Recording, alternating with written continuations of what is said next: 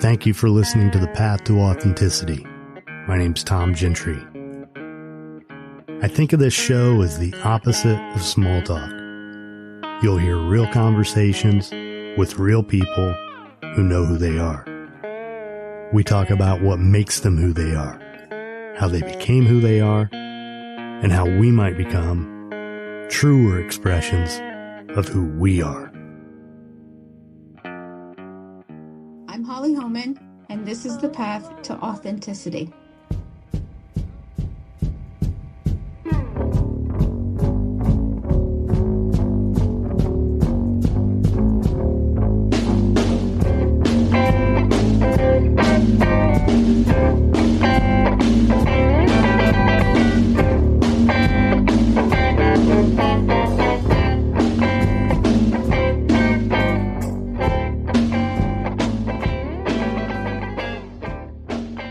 If this is your first time here, thanks for checking it out. If not, thanks for coming back. I'm Tom Gentry, and this is The Path to Authenticity. Episode 216, Part 2 with Holly Homan. So if you haven't heard the first part, go back and check out episode 215 before you listen to this. My relationship with Holly is one of the first I developed since moving back to Indiana. Back in March of 2022. We met a couple months after that. We made this recording back in December, and I've been sitting on it all this time, so it's nice to finally get it out. And it was great talking to Holly.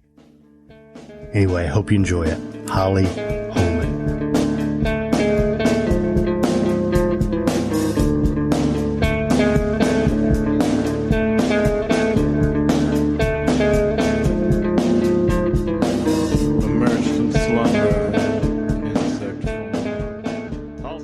I'm interested to you, if you strip away all the education, all the clinical thought, all that stuff about what it is to be a therapist, and you just had to talk to somebody who knew nothing about any of it, how would you describe what it is you do?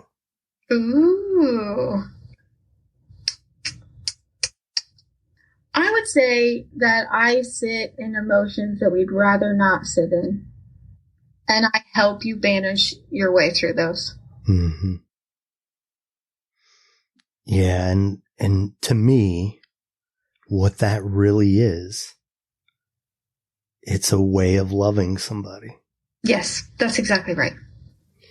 And if we can get to the point where we love ourselves enough, then that's when that really, it grows exponentially, and we transmit that out to other people too. And that's a conclusion I came to over the last few years, that this work that we do, it's really love. Mm-hmm. We're giving people maybe the kind of love that they always deserved, but they never got. Yes. We're, my therapist was the mom I always deserved. I mean, I have a great mom and all that stuff, and she did the best she could raising 8 kids, but there were things I needed that I didn't get, and my therapist had the insight and the experience, and she was seasoned enough to know what I needed and to give it to me. And sometimes that was, how it usually showed up was, no, we agreed we're going to see each other every week. You're not canceling that appointment. and now it's once a month, after years. And just a couple months ago, I canceled, which she would not accept. You will see me twice next month because we agreed. It's just holding me accountable. That's right. And loving you enough to say no. Right. No. Right. Do it, buddy. Come on. Don't give up on yourself. Right? Yeah. And I have loved that, because earlier in my career, it was very, I've got you maybe 30 days. And I've really got to get you to understand that this behavior is going to kill you. So it's very in your face, not necessarily aggressive, but the conversation is like, this is bad for you. This is all the evidence from your own life experience that it's bad. Here are, the resources that you might need for the next 60 days so that you don't kill yourself. Well, Right. When I transitioned into this work, I really got to be that person, a stable person, a non-judgmental person, that challenges though, right? Sometimes I'll say things like, it's really interesting because that does not match up with all the values that you told me about. So can you talk about why you made that decision? Right. And then you get to keep people on your caseload if you're the right match for them and see them grow and change. And so it's not, you met them in like a terrible place. They've lost their son, or they're just out of rehab, or they're just going through a divorce. And you help them through all the new things that are coming, which stress is associated with any kind of change, positive or negatively. And when big things change and happen, guess what comes up? All of our old messaging. Mm-hmm. And how do we not make the same mistakes? Or how do we come into a new relationship with all the self-love that we've learned and we just don't chuck it out the window? Right. And so it's just been magical for me to be able to work with people through all the different phases of their lives. Yeah. Yeah. One of the things that's interesting to me about it is when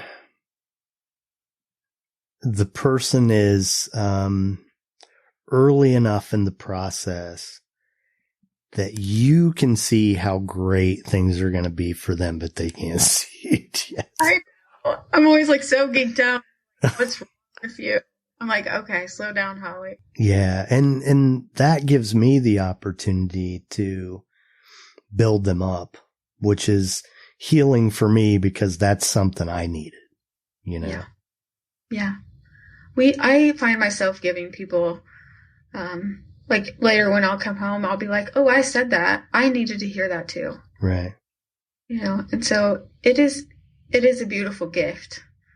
And I believe that our work is sacred. That space I hold, and that ability to be loved and let down your guard and feel whatever you need to feel and not have to take care of somebody else or to change the way you say it. Mm-hmm. It's something that you can't create very easily. Mm. Hey folks, Tom here. I want to take a moment to ask you to subscribe to my Substack publication. The original purpose for creating this podcast was to cultivate an audience for my writing, and I'm publishing now more than ever. I'm sharing free content every week with commentary on personal growth, emotional literacy, men's issues, relationships, and more, as well as audio content for paid subscribers. Please check it out by clicking the link in the show notes or by visiting tgentry@substack.com. How long have you been doing this? 15 years. Wow. So what's on the horizon for you? What's coming next? Well, I'm currently plotting to take over the world. Okay. We just expanded the practice this year. So, and it was March that we opened up to the new, bigger building. And it's really been the dream of mine to not just have like a place to come and talk to, but like a community wellness place. Mm-hmm. Where you might come to do yoga because that's what you need. You don't need talk therapy right this minute. You need to help your body. We have a massage therapist. And we have some breath work. And so I just I'm always pushing the boundaries of like, we're not an agency. We don't treat people in one way. People need different kinds of things. And I want whoever walks through our door, whether it be for a yoga class or to come see me, have exactly the same feeling about this. Mm-hmm. This is a safe place, and this is where I want to be to do any kind of work that I need to do. And so I think that's what's been on the horizon, letting people know that this is more than just, group therapy, mm-hmm. that this is a community safe place.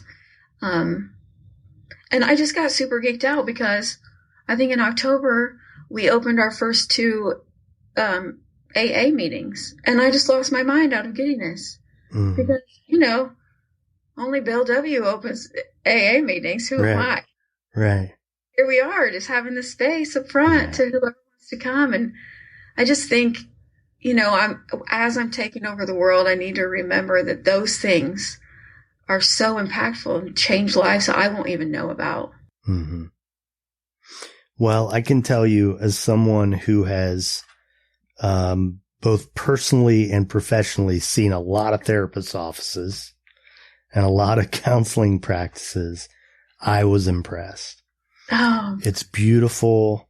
It's it feels the way you described. Oh, good. Oh, Yeah. And it's usually not like that. it feels more doctor office-y, doesn't it? It feels doctor office-y, or, I mean, I think part of the reason what you're describing is really, really important is because it is hard for people to get help. And so if you walk into a place that's like not warm and friendly or even antiseptic, it's like, Yeah. I don't even know if I want to be here in the first place, and this place sucks. That's right. That's not what you want to do, I agree. And I tried to, we don't have a TV in the lobby that's blaring out HGTV, and I don't hand you a, biopsychosocial assessment for you to sit there while you're waiting and have you write out all the traumas of your life while some kid is screaming in the corner and there's a person behind a screen. And I understand why those places are set up that way. And some people respond to that. Right. But when I was thinking of a place that I wanted to come to, I want to walk through that door and take a deep breath. And then I want to get started. Mm-hmm. And so we really tried to set it up that way. So I'm so grateful that that's how you're experiencing it. Mm-hmm.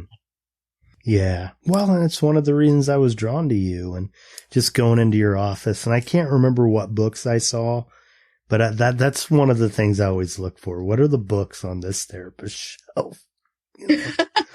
And sometimes it's how old are they?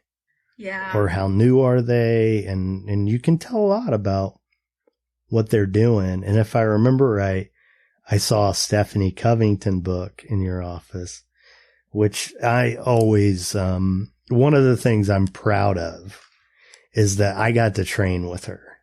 Yeah, that was my professional crush. Yeah, because it was such a formative experience for me. It was when I worked for this Hazelden facility in Florida. And when I got hired as a tech, entry-level position, the first full-time opening that I had was that was available to me. Well, there were 2 of us, and there were 2 jobs. One was on the men's unit, one was on the women's unit. And the other candidate was a woman. So each of us were going to get one of these jobs. Yeah. She was ahead of me by a couple months, so she got to choose. Well, she wanted to work on the men's unit. So then Tom ends up being the daytime tech in the women's unit, where it's, gender separate, gender responsive treatment. Yeah. And at the time they hired Stephanie Covington. They bought her curriculum and brought her in to train the staff. Yeah. Basically, one of the first forms of what became eventually known as trauma-informed care in addiction treatment.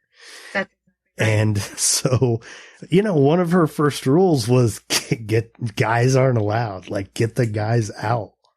Yes. But I had been doing this for a while. And I had, the program director advocating, no, he's got good boundaries. He's a good example.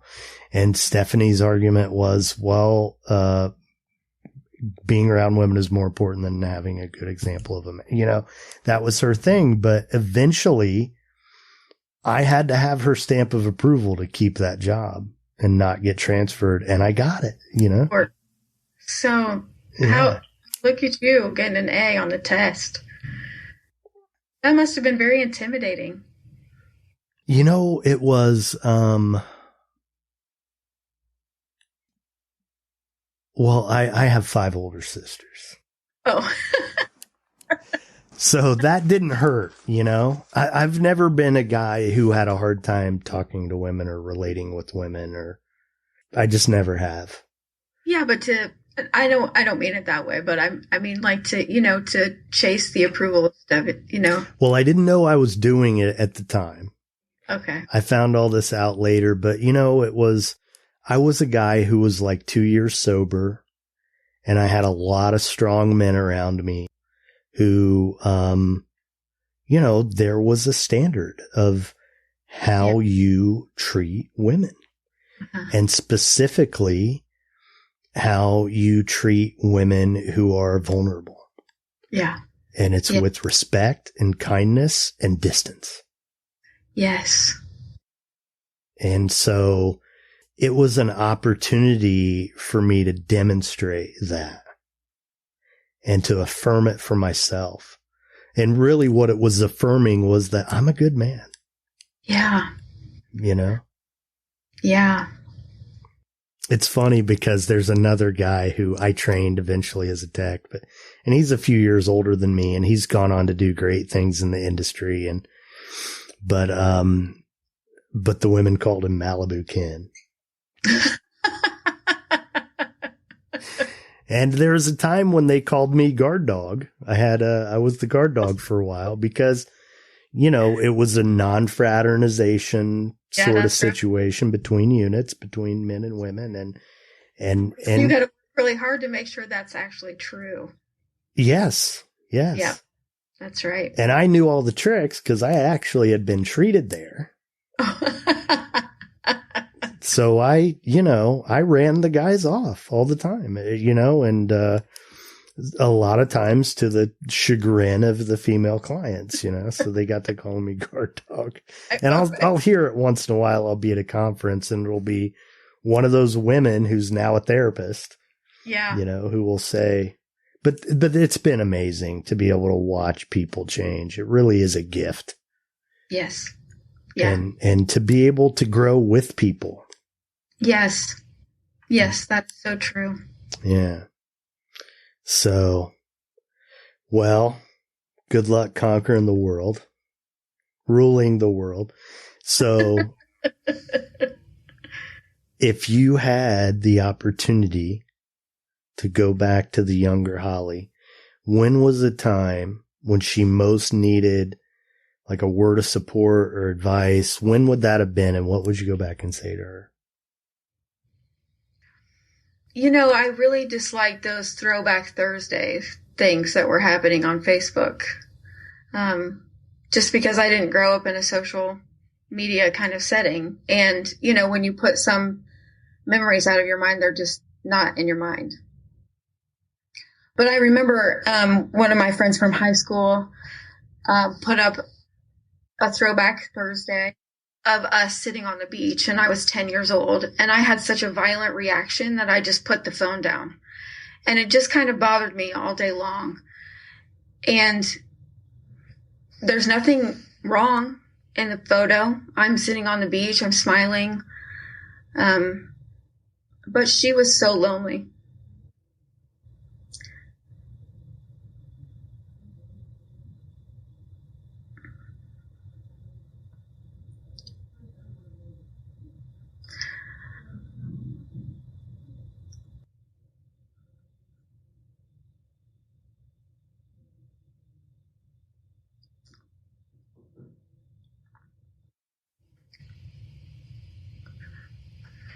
So I guess what I would say to her was, or is, or have said, despite my well of information or emotion, is that it won't always be like this.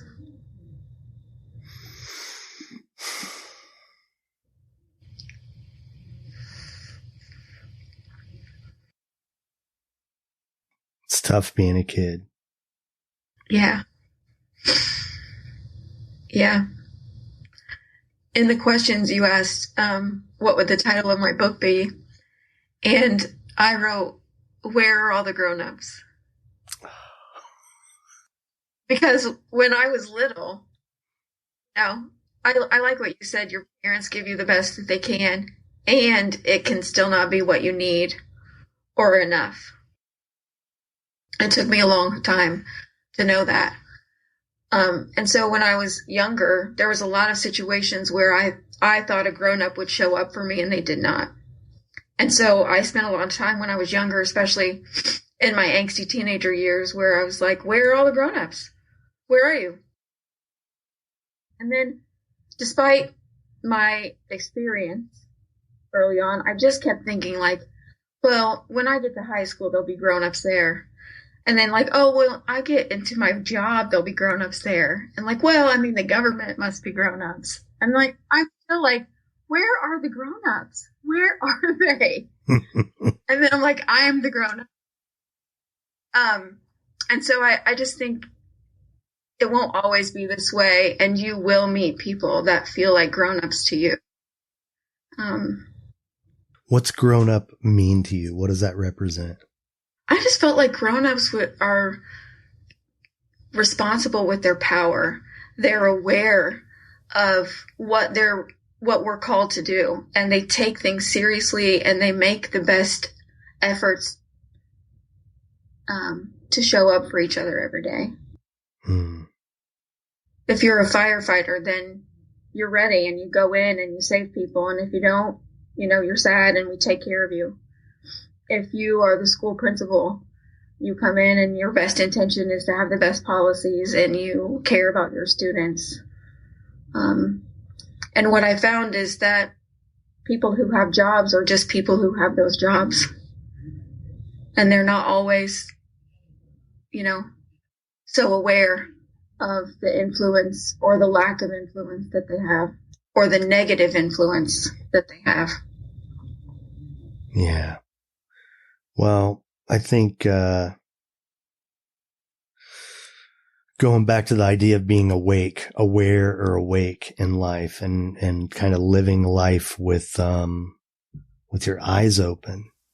Yeah. And I was having a conversation with someone close to me last night, describing some interactions that I've had recently and stuff I heard people say where they're just kind of bitching about life.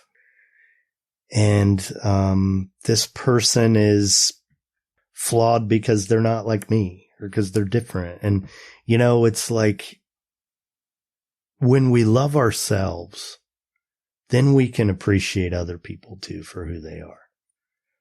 And that hurts me to be around people who aren't able to do that.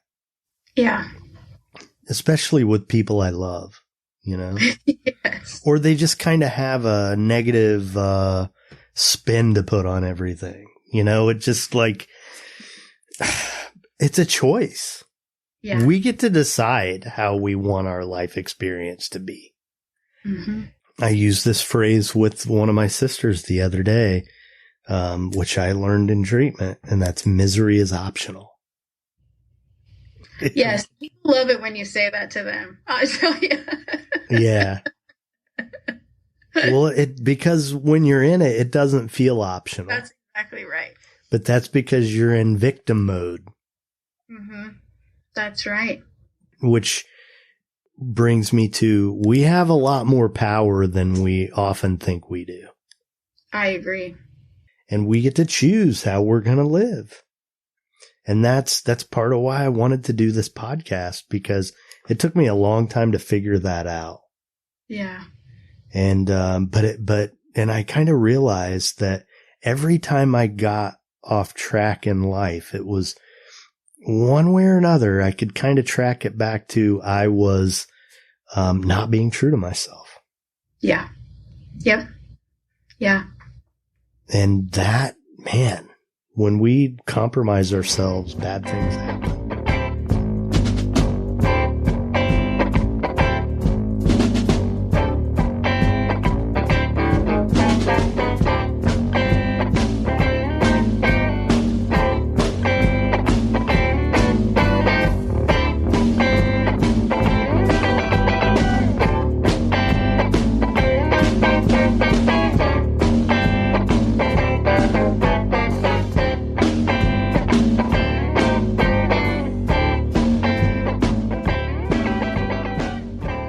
Thanks for listening to the show.